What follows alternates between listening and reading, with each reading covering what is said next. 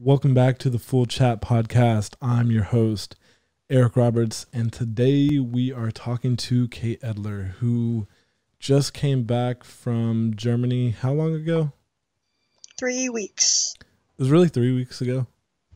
I landed on March 15th. Wow. That's crazy. So just kind of give the people a little summary of like why you were there and why you left, and just kind of give a quick summary of that if you could. I was studying abroad and I started an internship in Bremen, Germany, and then I woke up to find that the federal government had instituted the travel ban that would take effect in 48 hours, and so most of the exchange students were notified by our universities that had happened, and they were advising us to return home to the United States because of the coronavirus pandemic. So I had to find a ticket home, and I bought one on Wednesday, and I flew out on Saturday because that was the first available flight to somewhere that connected to a country that would allow me to get back into the United States. Originally, I had bought a ticket to leave on Friday to fly from Frankfurt to the U.S., on Saturday to fly from Frankfurt to the U.S., but my flight was canceled, so I ended up having to fly through Montreal and then back into the United States. Interesting. So you flew into Canada, and then you flew into Chicago, and then you drove from Chicago to Indy, right? Yes. And then how long did you have to stay in Indy? I did a 2-week quarantine in Indianapolis for 14 days before I crazy. returned to Terre Haute. That's crazy. Shout out, who's your friend that let you stay with them? Chloe Gilbert. Shout out her. She is fire for letting you stay there. I'm happy that you're back. Like I know you love it over there in Germany. I know that you speak the language, and you've been over the. I mean, you tried going over there quite a few times. Can you just tell me like what happened your first time when you were over there? The first time I went, I was working as an au pair. I was working there in the summer before I was supposed to start studying abroad through a different university than the one I'm attending now. But I was notified by the financial aid office a month before the program was supposed to start that they had discovered none of the financial aid that I was using to pay my college tuition would be applicable towards the program. So I had to quit it because that was going to cost us way too much money. So I switched to a university that had an availability for a program over there, and I applied through the UAS 7 program to go this time, which my university at UPUI was really helpful in approving, so I could go, and I studied in Munich for the first 6 months, and then I was also offered an engineering internship in Bremen, so I moved there in February to do that internship that was supposed to last until the end of June. Gotcha. Your first time over there, though, didn't you have to move to, like, with, 3 different families or something like that? Yeah, I ended up with a third family, but the third family was a really good fit when I was au pairing, and I'm still in contact with them. Nice. I remember talking to you, and, like, I'm not trying to laugh at your expense, but it was kind of interesting to hear, like, something happened, and then you had to come back to the United States for a semester or however long it was. And you had to leave all your stuff over there. Like when you moved to the new university, did you have to move your stuff from the new place, or how did that work out? I had actually I was trying to get in contact with my host family to reconnect with them and pick up all of my stuff over the Easter holidays because they last 2 weeks there. And they weren't able to over Christmas because they live in a region that's about 6 or 7 hours away from where I was living. So we still weren't able to do that this time because I was evacuated before Easter came. So I'll have to connect with them again next time I go back. Wow, that's crazy. How you were telling me about houses in Germany that I think they don't have air conditioning. Is that right? Yeah, I think culturally they don't really use air conditioning because it's seen as being unhealthy. So most of the buildings aren't air conditioned. None of the families that I lived with ever used it, but it's also not as hot there in the summer. so it's not really as unpleasant. I think the hottest day we had the summer that I lived over there was around 80 degrees. I mean, yeah, that's not bad. If Terre Haute had summers where like the hottest it was 80 degrees, I mean that'd be fantastic. And as I've said to you before, there'd be no reason to have air conditioning if that was the case. So, kind of, are you able to talk about what you were doing for your like internship, like any other projects, or is that like kind of off limits? We didn't have to sign an NDA, but I'm not sure what the if we're allowed to talk about that or not. So I'd rather not, just because I don't want to cause any problems with the That's university fine. since they are allowing me to That's fine. complete the internship remotely. Gotcha. Yeah. So it's kind of interesting. Don't you eventually want to live over there in Germany, like full time? That was the goal. I was actually taking language courses before I left to try and pass the exam that you need to study in university over there so I could have this certificate that I needed to do my master's degree when I finished my undergrad. I'm trying to do some of those online now, but that is still the plan, is to try and move there to get my master's degree in engineering after I finish my bachelor's here and then stay. Gotcha. How crazy is the process of becoming a citizen over there? Are you eventually trying to become a citizen, or like a full time resident, but still have an American citizenship, or what? My plan for the time being is to try and get a master's degree from their university because my understanding is then I would qualify for what is called a blue card, which is a 4-year renewable visa and permanent residency status that gives you relatively unfettered job access in their market. I think it's similar to a US green card. And then my understanding is that after 8 or more years, you can have the option to apply for citizenship if there are some extra tests that you need to pass, including a German fluency exam. But for the time being, I think my plan would just be to take the visa and permanent residency and maintain my US citizenship. Gotcha. Yeah. See, I've thought about living in another country before. However, I don't I don't know how it would go. I think the country that I would choose would probably be Australia, I would say, and I haven't looked into their like requirements or anything like that. And I've stopped in Frankfurt on my way to Iceland actually, and I was there for a very brief time. It was actually kind of interesting. On my flight from Chicago to Frankfurt, former Speaker of the House, Paul Ryan, was on my flight, and I actually, it was him and his wife, and he was like behind me, and he was asking if this was the line to board or whatever, and I just kind of was like, I don't really know. I'm just kind of standing here because my boarding group had not been called, and so I just kind of like turn around, like kind of just play with my phone and whatever. And then there's these three older gentlemen that were speaking, and former Speaker of the House turned to him and was like, "Hey, is this line or whatever like that?" And they recognized him, and I was like hearing bits and pieces of their conversation, and I was like, "Who is this guy? Why are they talking to him, and why are they wanting to get a picture with him?"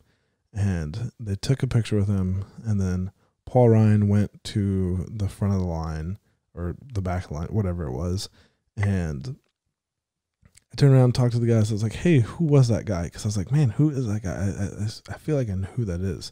And I looked it up on my phone before I asked him, and I was like, "Is it Paul Ryan? I don't know." And I asked him, I was like, "Hey, who was that guy?" And they're like, "Yeah, former Speaker of the House, Paul Ryan." I was like, "Oh, yeah, that's where I know him." And the guys were just kind of, well, at least one of the guys was ecstatic to see him. They just got the picture with him. He seemed like a nice guy from the small interaction that I saw of him. But yeah, it was pretty cool. So I just thought I'd share that. So yeah, that's essentially my only connection with Germany. However, I will say in the airport of like the Frankfurt airport, they I didn't know this was a thing because it's not a thing in any of the airports I've ever been to. But they had a smokers room that was like sponsored by Camel, and like it was completely like sealed off and had its own ventilation and anything like that. Have you seen that over there? I haven't, but I also wasn't looking for them because I'm not a smoker. However, that doesn't surprise me because it was my experience that smoking was a lot more common there than it is here.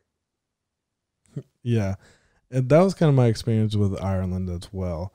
Ireland, it seemed like it was more socially like accepted than it is, I guess, here now in the United States. Like from what I was told, um, I know some people who went to Indiana State in the '90s, and they were telling me they used to be able to smoke in the commons, and apparently the commons used to just be like cloudy and hazy pretty much all the time because people were just smoking all the time in there. And now ISU is a tobacco-free campus, so it's kind of weird to see that it's switched from that. And I will say, if this isn't something you've noticed, but even with like regulations around here in Indiana, you have to be like 10 or 15 feet away from an entrance if you're wanting to smoke. You also cannot smoke in bars or different places like that. And so that's kind of been my experience with that, and it's weird to see. I'm not sure what the regulations there are on it, but I know when we would go out on the weekends, a lot of the other students from other countries smoked. It was a lot more common, but everybody would go outside if we were at a bar or a club or something. No one ever smoked in the buildings, but I don't know if that was regulation or social etiquette. Interesting. Yeah. So, kind of what I mainly wanted to talk about in this conversation was, for lack of better words, your escape of Germany. So the U.S. put a travel ban on Europe for 30 days. I don't know if they extended it, and I don't know what day that they put that in place. And you narrowly came back. Like, was when you were in the airport, did you see people who were like they looked very discomfort, or they're panicked, or they're wearing like a bunch of protective equipment, and like what was that like? Most people on my flight from Frankfurt to Canada weren't really wearing any protective equipment or anything. I think at that point, people still weren't that panicked. A lot of the governments were downplaying it, and I don't think we thought it was that big of a threat, just that we knew we needed to go home. But I know a week after I arrived in the United States, some of the other American students were sent notice from their universities that if they chose to stay in Germany past that point in time, to plan on being in Europe for an indefinite period and not to rely on the US government to return them home with privately chartered flights because it wasn't known whether or not publicly available ones um, would still be running. Wow, that's crazy. Could you imagine if you were stuck over in Germany right now and not having like the comfort of being like with your parents? Like I specifically couldn't imagine that being more or less worlds away and stuck in that situation, because Germany is, so Frankfurt to Chicago, that's a 8 or 9 hour flight at the very least. So That's why I decided to go ahead and come home because the lease that I had on the room for my internship was only good until the end of June, and my landlady had already told me she couldn't have renters for the month of July. If I'd had a longer lease, a year-long one, or longer than that, I probably would have chosen to remain there because I did have public health insurance and everything like that. But since I didn't know what my living situation was going to be in June and if it would still be possible to return to the United States, I decided to go ahead and come home because I was afraid of getting stranded at the end of my lease and not being able to find a new place to live and not being able to fly home, possibly, depending on if the travel bans were extended, especially now that there's been talk of Canada no longer allowing the US citizens to enter through Canada to return home. jeez. Wow. Oh my goodness. How scary was this for you? Like for me, it seems like it would be impossibly scary and something that would seem almost impossible. Like I wouldn't know what to do in this situation. It was definitely kind of jarring because at that point there had been some cases of coronavirus in Germany, but nobody was really alarmed about it. I hadn't heard of any happening in the United States. There wasn't really a death toll yet, and I think everybody just thought it was a little bit more severe version of what you would think of as a regular respiratory flu. And the travel ban announcement went through when for us was the middle of the night, so I was asleep. I think it was around 3 or 4 in the morning my time. And the next day when I turned on my phone at around 10 o'clock in the morning, my phone just started blowing up and I was getting a bunch of notifications and pings. So I knew something was wrong because I couldn't figure out why that many people were trying to get a hold of me so urgently. And I opened up my inbox and I had 10 or 15 different people had messaged me and they said, "Hey, do you know this travel ban went through? Has your university told you to come home? Like, we're worried about you. Um, Maybe you need to come back." And then I opened my email and I'd gotten a notification that we were being advised, all students who were abroad in Europe, to return to the United States because of the coronavirus pandemic. So I got in contact with some of the people who had messaged me because at that point I had completely unpacked everything. I wasn't prepared to leave. Um, I'd kind of settled in this new town and was in the middle of an internship and had made plans to work with the other interns. So I had to contact them and cancel those and start packing everything. And while I was packing, my friends were worried about me not being able to leave by Friday. So I had two friends who live in Indianapolis that were sending me links to flights to come home on so I could get everything packed and get everything in order because I also had to figure out how to cancel my health insurance there before I left. Otherwise, I would keep getting billed for it, which the university did end up helping us address. And I thought I was also going to have to go unregister my address because in Germany, when you move, you have to go to, I think it's similar to here, what we would call City Hall, and you have to register that you've moved to a new address. So I thought I was going to have to unregister that and close out my bank account before I left, but I ended up being able to contact those offices and make arrangements to do that remotely, to print the forms off from home and mail them. So I ended up having to fly out on Saturday because we weren't able to find a flight that was flying on Friday, because at that point I didn't know that I was going to be able to leave before I took care of all of these other documentation type issues. I feel like the I don't know if it's just me or at least my perception, but does it feel like with Germany you have to do like a bunch more paperwork to like get anything in motion, whether that's healthcare or a change of address, or because I mean, even in your case, you're just a temporary resident, and you had to fill out a bunch of paperwork even before you had to leave. Does it feel like it's more cumbersome or more paperwork or what? I honestly don't know because I know here there are forms for health insurance and when you move, but because I've only ever moved when I was a minor with my parents, I don't know what paperwork processes they had to go through here to take care of all of that. So how easy was it to get public health insurance in Germany? Did it seem like it was easier? Like, was it fairly inexpensive? I know we've talked about this over the phone before about how you really like the insurance and kind of you don't have to necessarily say like what medications you take or what you have or anything like that, but you can say like maybe the price difference of like medications or something like that. Could you kind of Oh, go into that? absolutely. So I had the midway plan for the monthly cost for what was available to us as students through the state health insurance, but I thought that it was pretty easy to register for.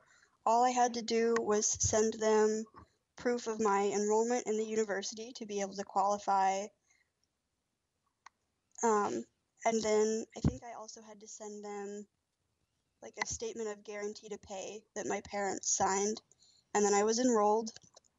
And then when I got there, I had to open a bank account and send them the information for it so they could take the funds out every month. But I didn't really think it was that difficult. You just get an insurance card from them like you use here. I paid about, I think after the conversion rate, I was paying about $135 a month, but it was full coverage insurance.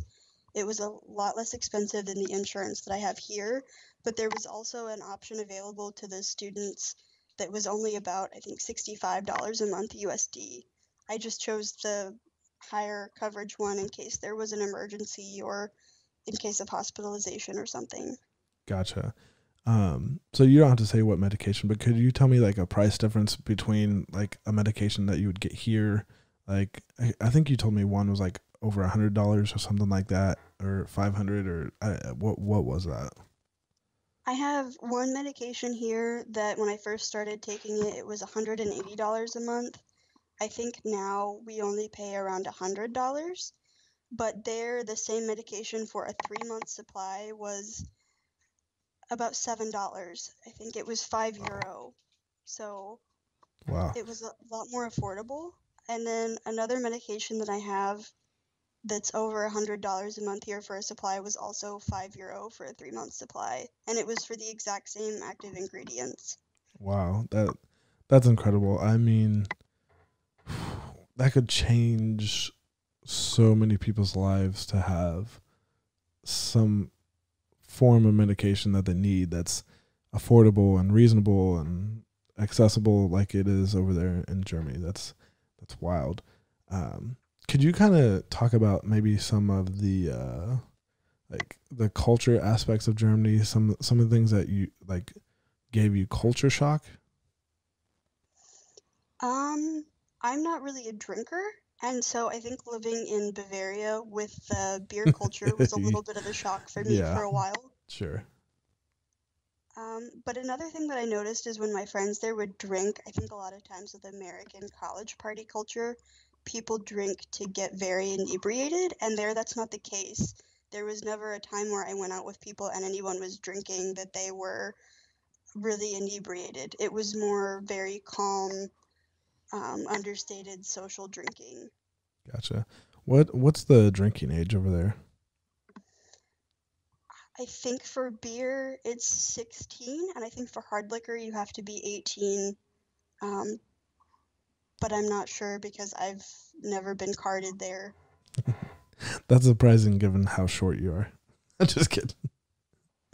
I actually did get carded once this summer that I lived there with my host family when we were out to dinner for a glass of wine. Um, but I think when we were going out in the evening as college students, nobody was getting carded because we were all in a group together, and you have to provide your ID to get in places to prove that you're old enough. Gotcha. That's cool. What were some of the culture things, whether that was like living at home or like the way people interacted with people, whether that was in public? I think there it's a lot easier as a student to live outside of your family of origin in college. It can be a lot more affordable if you're able to get an apartment in they call it what's called the Studentenwerk, their student union Say that apartment. one more time for me again. Uh, and my pronunciation may be a little bit off. No, But I just love that. Whatever you said, I love it. So I just wanted to hear it again. the Studentenwerk. That's amazing. And so that is where the last apartment that I stayed in Munich um, was run by, and it was really nice. It was only about €350 a month, and that included all of my utilities. Or I had a friend that lived in a different student union apartment about 30 minutes outside of the city that was only €200 a month. I know those are kind of hard to get into. They can have wait lists that are a couple semesters long sometimes, but if you can get into them, I think it's a lot more affordable option for people. Whereas here, I think most of the time we only have the options for dorms or on-campus housing, or if you live somewhere like Indianapolis, where I was before I moved to Germany, an apartment that was close to campus that was in a safe part of the city was costing me around $900 a month. Wow.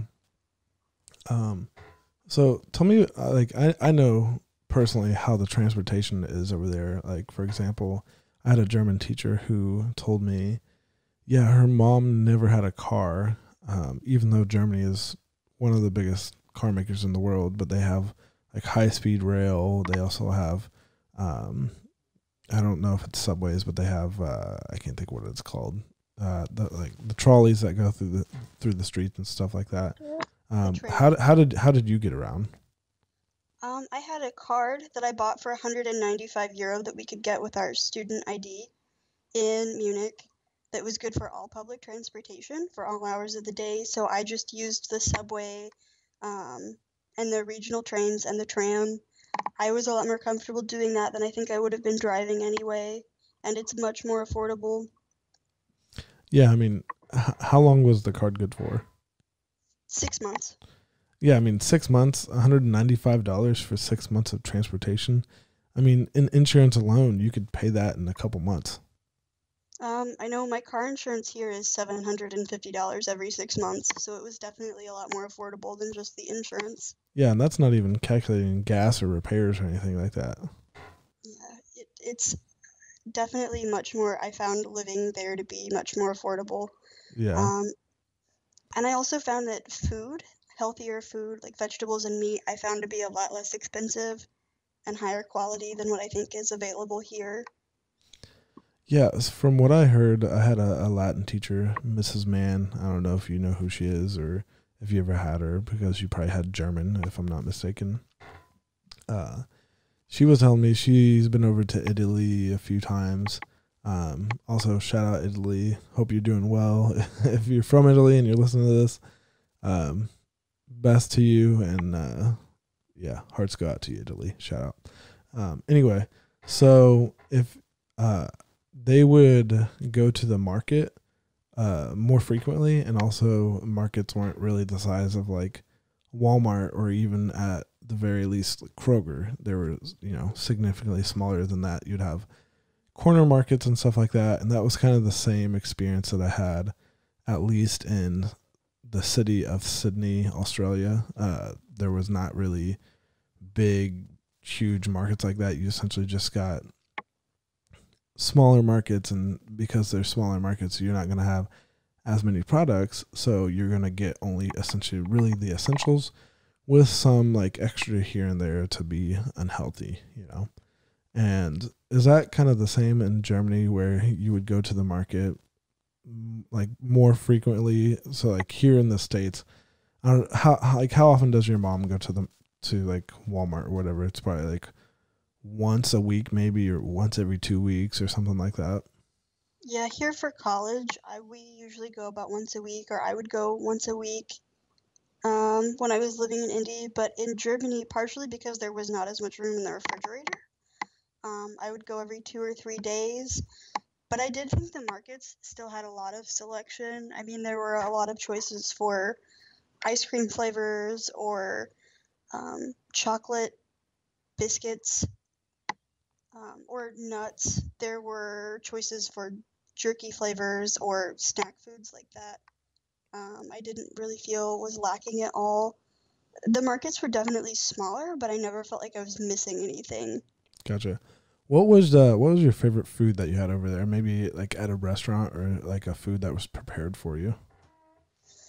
Mm, Probably we had this restaurant that my friends and I really liked to go to in Munich called Mario's, that was an Italian restaurant. I love that your favorite restaurant was an Italian restaurant in Germany. That is fair. But it was an authentic Italian restaurant, and my friends from Italy also really enjoyed their food. Um, we actually didn't go out for German food very often, but probably my favorite experience with authentic German food was living with the last host family that I had when I lived in Turingen in the summer of 2018. Gotcha. Well, is it so? You know how here in the United States, fast food culture is a pretty big thing, and there's like fast food joints everywhere. Are there a bunch of fast food restaurants that are like good for takeout and carry out, or drive through, or is it more of like a sit down restaurant style? Drive-through I never saw. There are McDonald's occasionally. I wouldn't say there are anywhere near as many as close together as what there are here. The only fast food type restaurants I ever saw anywhere were McDonald's and Burger King, but I didn't really feel like it was that common to eat at them because, for example, if you were in a train station there was always an option of somewhere to go, like a bakery or a smaller sandwich shop that would have had sandwiches that were made with salami or schnitzel or something that would be healthier. And that's what I would try to usually opt for. Gotcha. They did have, there was one delivery service. You can get things like pizza delivered, but I don't know how common that is to do, but it was available. Gotcha. What's your favorite like snack or dessert that you can only really get over there, or that's like super popular over there? I miss the ice cream. That probably sounds a little bit odd, but the ice cream from their ice cream shops I just thought was a little bit richer and had a different flavor than what we get here. There's one in particular that's a very dark chocolate ice cream. It's a darker brown, almost black color than anything I've ever seen in an ice cream shop in the US. And I really miss that really richly chocolate Gotcha. flavor. Hey, I got a quick question for you. Does your microphone keep falling? It's not falling, it's just moving occasionally. It's all good. I was just gonna suggest maybe you could get like a piece of tape because I can hear it go click, click, click, click, and it's just kind of cracking me up. But it's all good. Yeah, that's cool. I mean, if I was going to Germany and what part of Germany did you say you were living in? Most recently, Yeah, I was in Munich from that's right.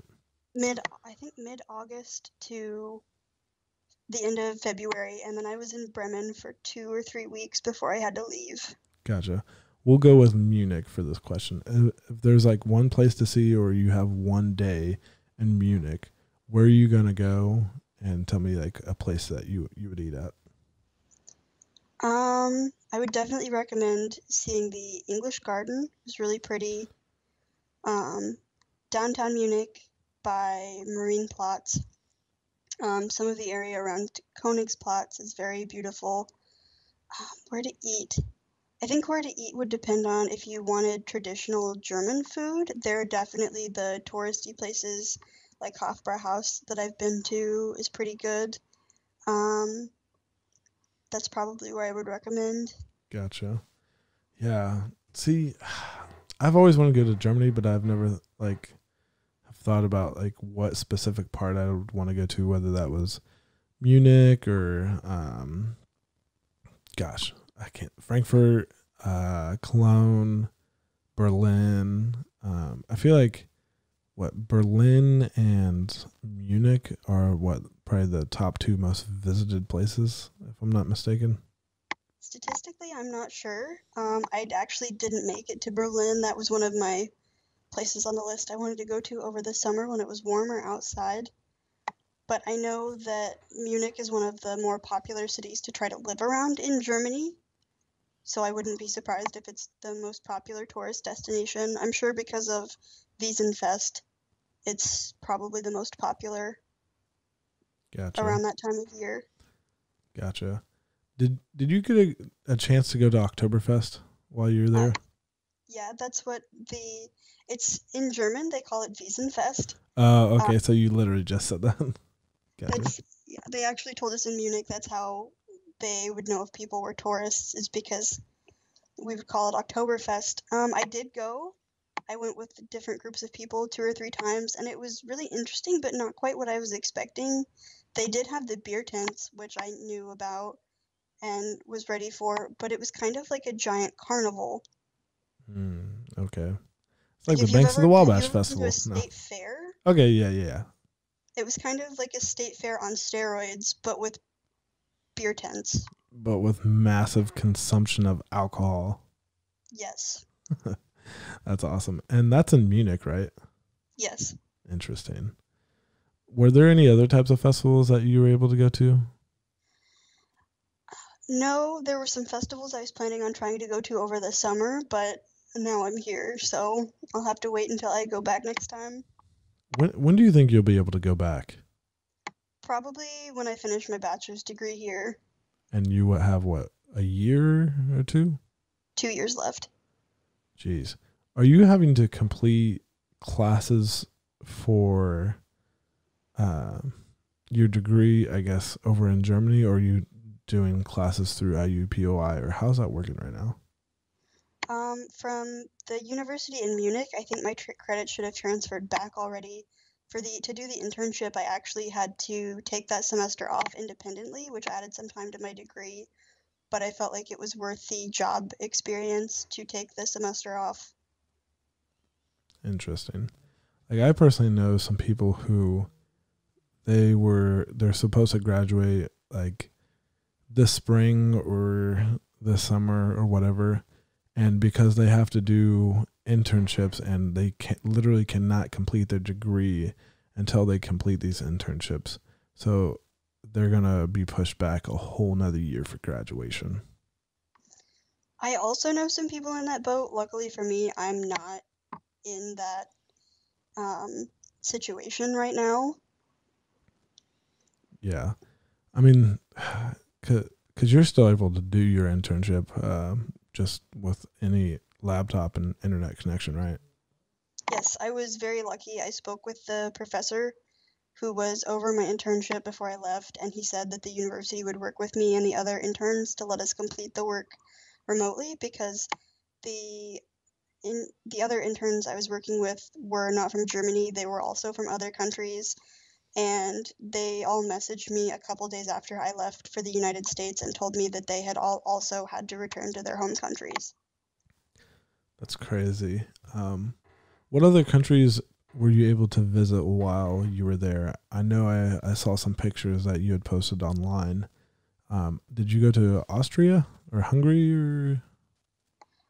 I went to Budapest in Hungary. We went to Salzburg in Austria. I went to a small town called Bydgoszcz in Poland. And the last place that I went before I left was Prague in the Czech Republic. So out of those places that you named, what were like, which one was I guess the coolest city or that you would recommend going to first? Prague was definitely my favorite. See, I've heard a lot of people say that Prague is just so amazing, and I have no idea why. It was really beautiful, and I definitely had the best coffee and cafe food there. Like pastries and things were very good. Do they have a big cafe culture there in Prague? There were a lot of cafes when I was there, but I don't really feel like I'm familiar enough with their culture in general to speak on if I would say they have a cafe culture. How long were you there in Prague? Just for 3 days. Okay, that's interesting. What were you able to do while you were there? I took a river boat cruise to see some more of the city, and I just tried to go and see some of the more popular sites that were there, like Prague Castle. Yeah, I've heard of that. They also have there's a bridge there. I can't think of the name of the bridge, but it's a fairly iconic bridge for Prague, and I saw a video of Will Smith dancing on top of that bridge, so that was kind of interesting. I have no idea what the name of it is. Huh. Interesting. So what about like Poland? How was that? Poland was definitely different. I went with a friend to a munitions museum, and that was kind of interesting. There was a large language barrier in Poland. Not very many people spoke English. The reception at our hotel did, which was part of the reason we picked it. But other than that, just going out to shops and things, it was definitely interesting trying to communicate with people because often they didn't speak English or German. I know one day we were trying to buy bus tickets and the bus driver couldn't understand my friend, so he just motioned for us both to sit down because he couldn't communicate with us to have us pay. That's amazing. It's probably like you're taking too much time. Just go sit down. Um, so definitely different. I know for us in Poland and the Czech Republic, the exchange rates were so high that it there were a lot of things that were not as expensive for us as what they would have been to vacation somewhere in Western Europe. Poland's not on the euro. Is that right? No, they're on their own currency. I think it's pronounced as zlata. Yeah, they're still in the EU, or in the EU rather, right? I think Poland is considered part of the EU. Gotcha.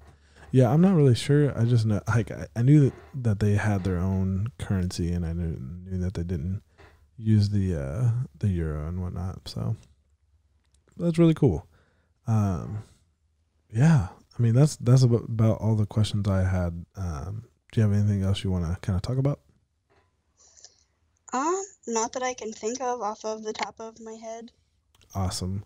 Well, Kate, I just want to thank you for coming on the show. It was really awesome to hear your experience about getting back home to the United States and kind of escaping Germany, and for lack of better words, and just kind of hearing your story of what happened and like how all this madness has transpired. Well, I did think of something because we didn't talk about it, and I don't know if people would want to know. Go for it. Um, it wasn't really that stressful until I got back. The airport in Frankfurt was pretty organized, but when I reached Montreal, everyone was taken to US border control, which I wasn't expecting to go through in Canada. I thought I would go through that in Chicago because anytime I've ever left the United States, I wasn't taken through domestic border control until I actually reached US soil. And I was in holding in Canada for almost, I think, 3 hours. And they had taken everyone's passport. Are you what? Yeah, the border control officers, we were told to give them our passport and sit down and wait while they went through some information.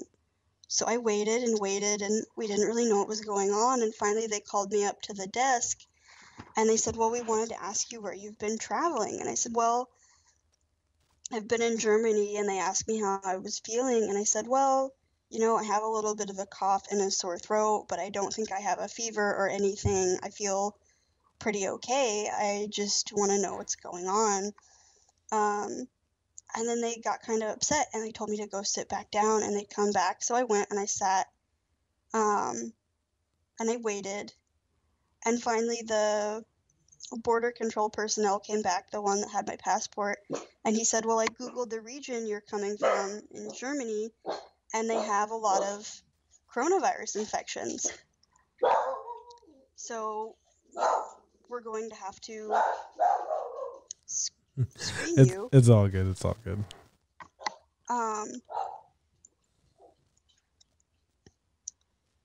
So then they took me back out, and I had to wait away from all of the other passengers, and they brought out Canadian nurses, and they were going to try and test me. So I was waiting, and then they told me I wouldn't be able to board the plane to leave until we knew if I had a fever, because the nurse was on the phone with the CDC in the United States, and they were trying to determine whose responsibility it was to test me for coronavirus and where I should be quarantined. So I'm sitting there with security while the nurse is on the phone. And it was a little bit nerve-wracking because when they said that, I wasn't sure if they were going to make me go through quarantine in Montreal. Yeah, they could have. I was wondering if they would make you quarantine in Montreal, or they would possibly send you back to Germany, or send you to the United States. It just seems like I don't know what they would do in that situation, whether they would keep you there. I mean, I think obviously it'd be more dangerous for you if you did have it, that traveling in that instance, whether that was to the United States or back to Germany, I think you'd be at more of a higher risk. Like, could you imagine if you got quarantined in Montreal? Like, you might have even been quarantined in the airport. They might have not found you a place to stay, or I don't know how that would even transpire. Well, and I wasn't sure either, and it was kind of nerve-wracking because I don't speak French at all, and the Canadian authorities kept asking me if I could communicate in French or if I needed English, and I said no, I can't speak French at all. I can't understand. And so they had the one nurse who spoke English very fluently, but other than that, most of the other airport personnel were having trouble understanding me because I needed to communicate in English. And so they finally determined that I would be allowed on the plane to fly home if I didn't have a fever. So they took my temperature and I didn't have a fever, so I was allowed to come home. But then when we arrived, the CDC pulled me from the plane and took me in for screening. So we were in the airport and we went through this screening, and I asked them, I said, is it possible for me now that I'm home and I'm here to be tested for coronavirus, because I do have pre-existing respiratory conditions, and so if they're worried about me being high risk for it, for carrying it, that's a problem, because I know that the likelihood is that most likely I'm going to get very ill from having it. So I would like to know if I have it, and I'd like to know if I have it before I go home to quarantine with my family, because my parents are both in their 60s, so they're both also considered a higher risk category. And I was actually told that it wouldn't be possible to be tested because they were doing a health screening and not a clinical screening, and so no tests were available at the airport in O'Hare, which I found kind of problematic because everyone was packed really closely together coming through customs. There wasn't any spacing. Most people didn't have masks, and so it was almost like taking all of the people that are the most high risk that you've brought back from being abroad in countries that we've issued travel alerts on, and now we're all shoved together in this airport with no protection from getting the virus if we don't already have it.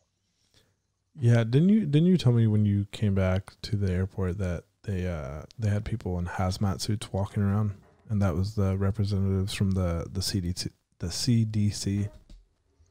They weren't wearing hazmat suits, but all of the workers were wearing full regular PPE, with masks and face shields and everything. Wow.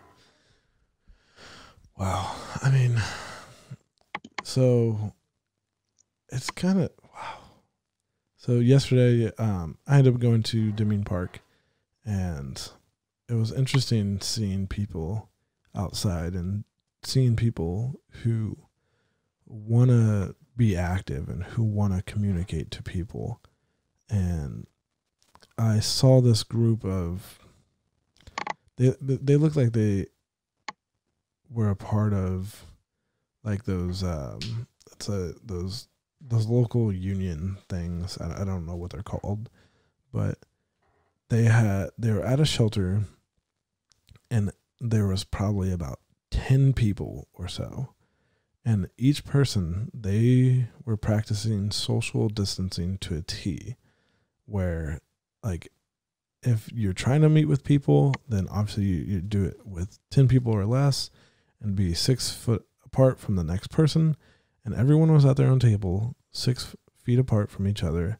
And these were all older people, probably in their 50s or 60s.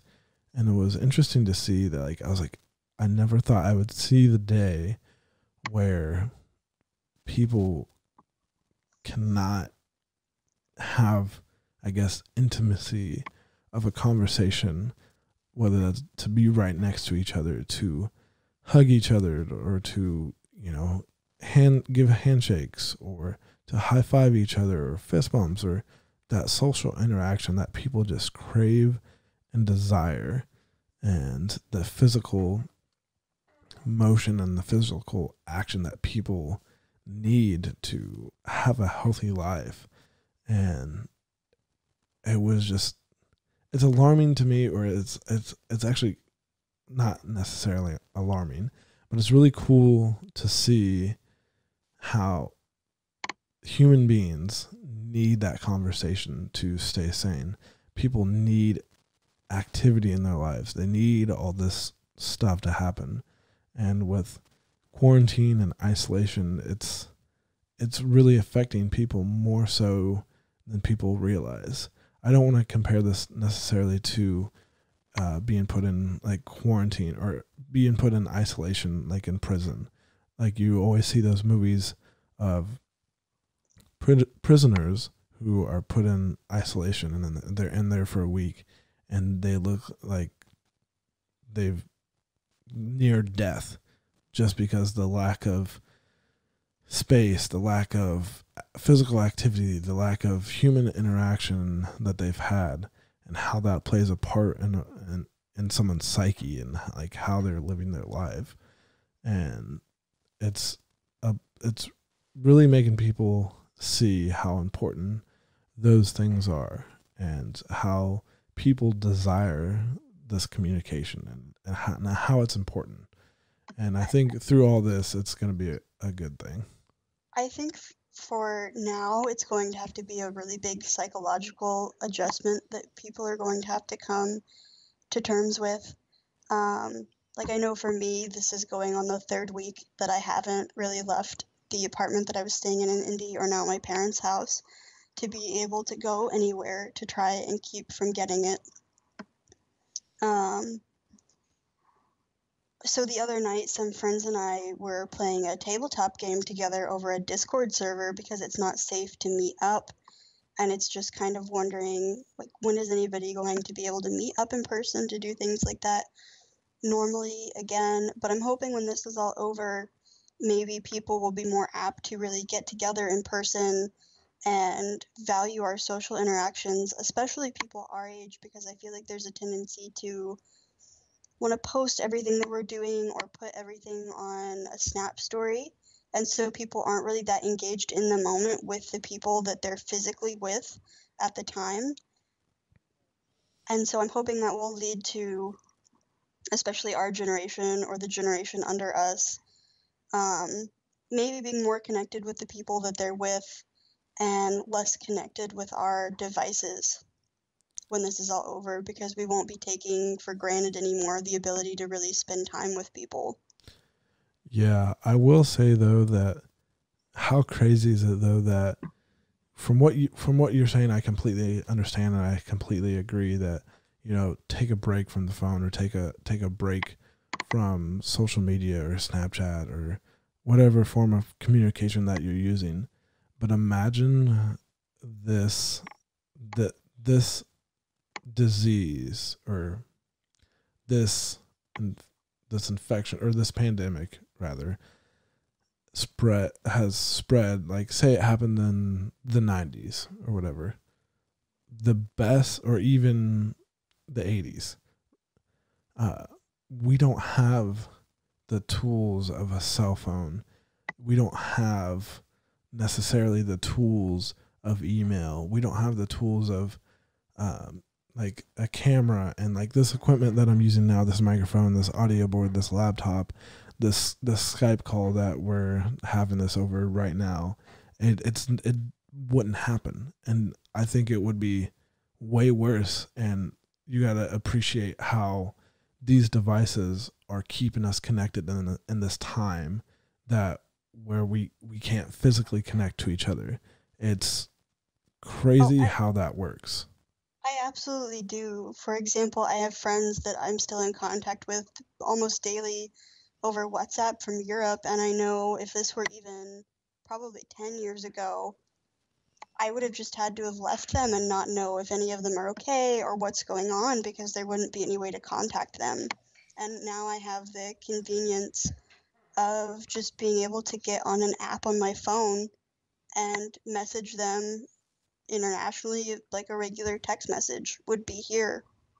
Yeah.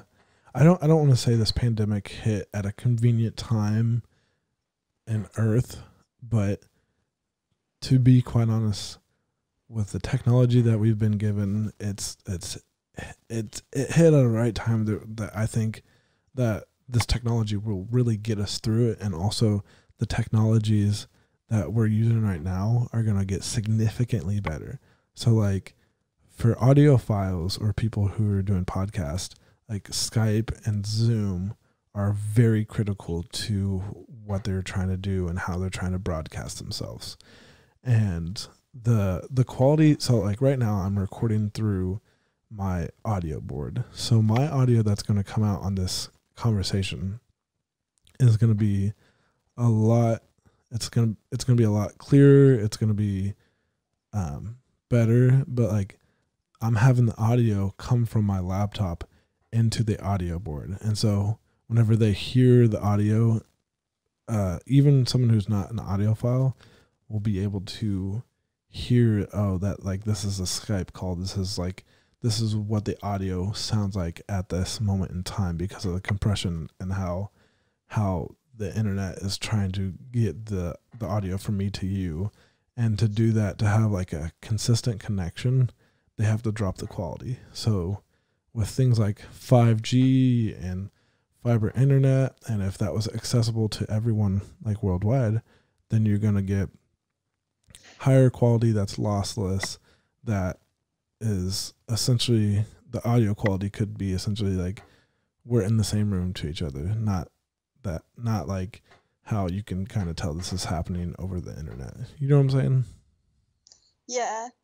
And I think we are really lucky, and I'm hoping that one of the positives that will come out of the pandemic is I know a lot of people that are teleworking right now, and I hope that after this is all over, doing that regularly will become more accepted than everyone having to work 9 to 5 in an office Monday through Friday. Because I know a lot of the people that I've talked to that are doing that have told me they felt like that they're a lot more productive, that they get more done in less time. Well, you also don't have to deal with like the dynamics of being in an office, you know. But there are trade-offs to it. Like maybe if you have kids or something like that, like people with kids right now and who are trying to work from home, the kids don't necessarily understand that concept. Oh, you're working from home. Like, well, why can't you just play with us? Well, I'm still doing all the things that I would be doing at work. I just happen to be here because of this. And also imagine how many more jobs would have been lost if you're not able to work from home. Oh, absolutely. I know my friends that are working from home right now are really grateful for the ability to do that. So they are still employed, and I'm very glad that I'm not in this situation with children. I realize that it's not an answer for everyone all the time, but for people that it is more convenient for, I'm hoping that maybe it will be more acceptable when this is all over. Yeah.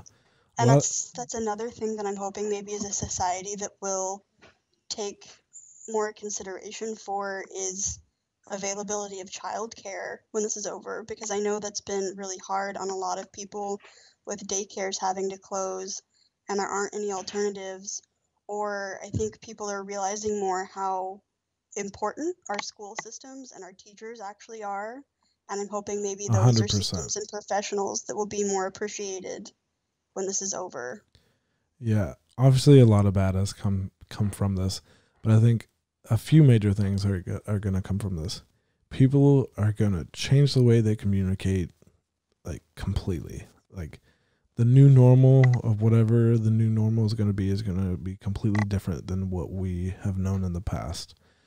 And then on top of that, people I think are going to be cleaner. They're going to start and then like as well as being cleaner, they're going to start taking the health more serious. And hopefully through like those things and people realizing how important their health is and how something like this can come out of just an instant, that maybe through politics and our politicians and things like that healthcare will be given like a major like boost, you know.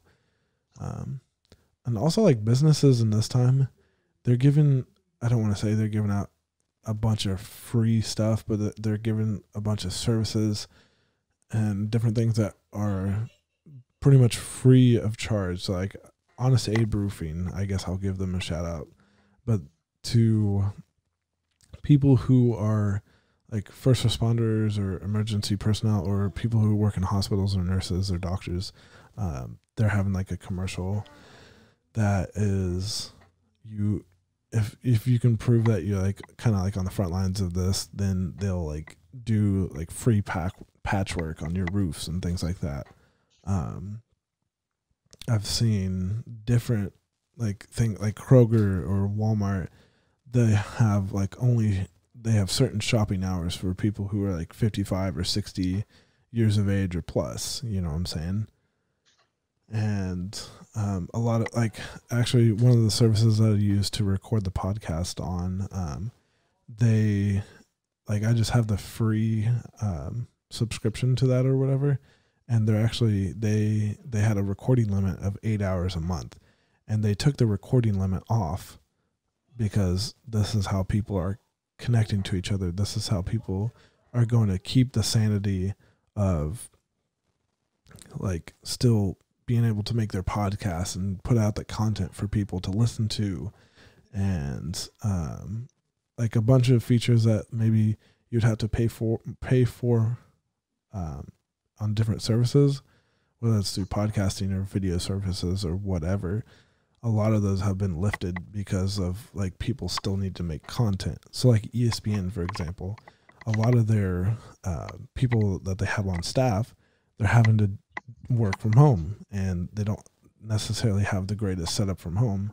So they have to do it over Skype, Zoom, and they have to have cameras, and they have to have lighting and audio equipment and all that good stuff. And so I think it's really awesome to see that, though, that businesses are doing that to kind of let society continue to go on, even though the time of restriction that we have now.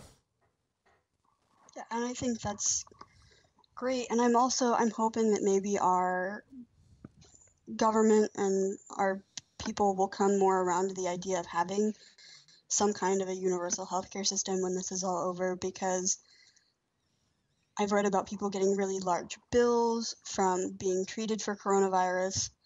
And I think a lot of people are opposed to the idea of some kind of universal healthcare because if you're healthy or you don't have a pre-existing condition or you've never been in a car accident, most people don't really realize how close they are to being in an amount of medical debt that could ruin their life. But I think this whole thing has made that hit much closer to home. And so also from a business standpoint, I'm hoping that we'll quit looking at healthcare like a for-profit business and more like a need. Yeah, that's definitely going to happen. And like, I don't see how it couldn't, to be honest. I mean, that's just kind of how it's going to be. As far as businesses offering services goes, I think we're seeing how important it is to have a medical system that is set up for care and not like a business, because I think one of the problems we're having here is just availability of everything because of the costs. Yeah. It's hard to get mass testing and get the things that we need to get the pandemic under control. But what you were saying earlier about services being offered for people on the front lines, I think that's really great, because I know we have a lot of healthcare workers in our immediate family, and it's definitely a really stressful time for them, especially the ones who have children. I know are scared of bringing it home to their kids, and I think it's really great that there are local places trying to support those families and just help everyone get through this. Yeah. Wow. Yeah, it's just a bunch of craziness, but you know, we'll get through it. We'll persevere. We always do. You got any inspirational words for the people out there, Kate? I want you to give me a speech that's just going to make me run through a wall.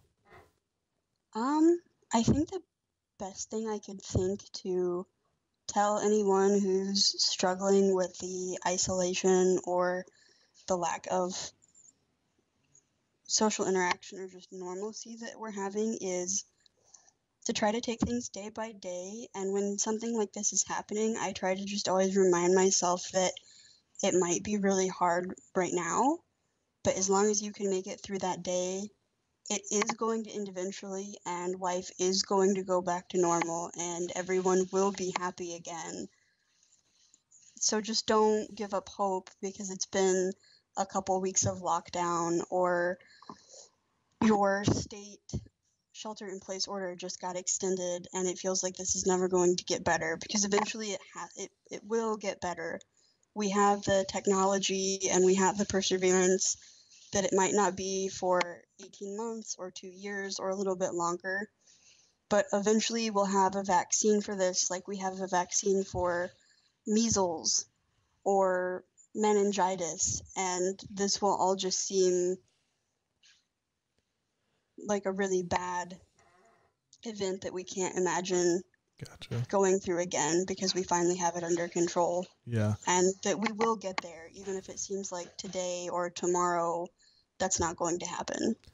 Yeah, from just to kind of wrap this up a little bit, to kind of also give some people some hope.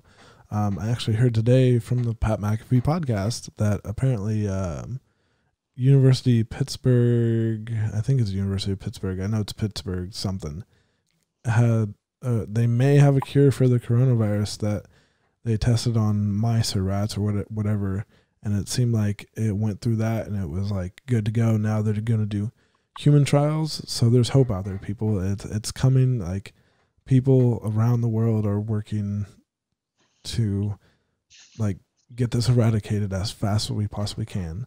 So shout out the University of Pittsburgh, if that's the right place. I know it's somewhere in Pittsburgh that came out with this breakthrough that, like, it's super excited to hear. It definitely makes your eyebrows raise.